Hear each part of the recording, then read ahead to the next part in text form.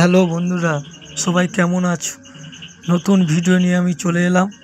আজকে আমি যাচ্ছি কাজে। সকাল 7টার সময় বেরিয়েছি। গাড়িতে বসে আছি এখন। দেখতে পেয়েছো স্যার বন্ধুরা, আমি এই কাজ করি, তোমাদের আমি দেখাবো।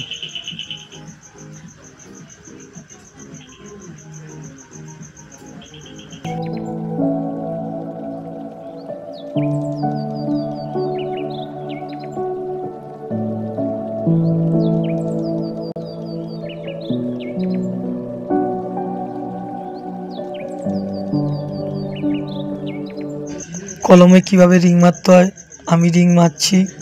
দেখতে পেয়েছো বন্ধুরা, 12 বার